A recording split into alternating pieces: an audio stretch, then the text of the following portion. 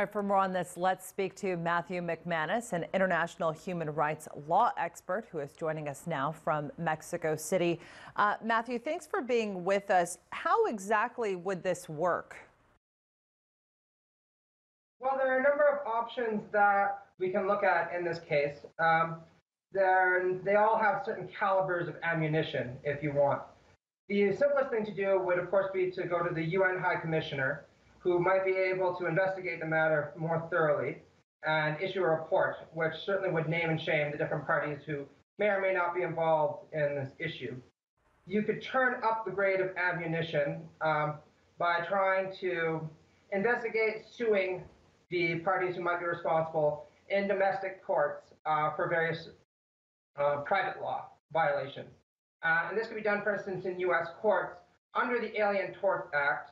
And the nice thing is that you could sue the people who might be involved in a court where the burden of evidence is lower than if you had to carry it up to a criminal matter, where the evidentiary standards have to be a lot higher.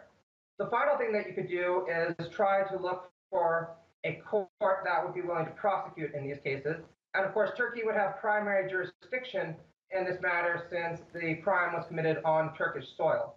But other parties that might be able to actually pursue a criminal trial would be something like Saudi Arabia itself or the United States, because they would have secondary jurisdiction since the people who are probably involved were either Saudi and, of course, the reporter was an American resident at the time he was killed.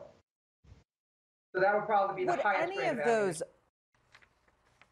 Right. Matthew, would any of those options deal the decisive blow that Turkey is looking to hit Riyadh with, given the fact that there has been no real punishment for the fact that this man was killed on Turkish soil? It depends a lot on the politics of the situation. So I don't imagine the Saudis will be particularly cooperative in turning over these individuals. And there's been some talk about holding certain people accountable in Saudi Arabia, of course. But it's very likely that you're going to see the kind of criminal prosecutions that Turkey wants to see. So I think the best option in these circumstances would be to try to investigate the matter further, certainly turn to the United Nations and to other non-governmental organizations, because the more evidence that we have in these circumstances, the easier it will be to put pressure on the parties involved to try to take this matter more seriously in the legal arena. All right, Matthew McManus from Mexico City, appreciate you being with us.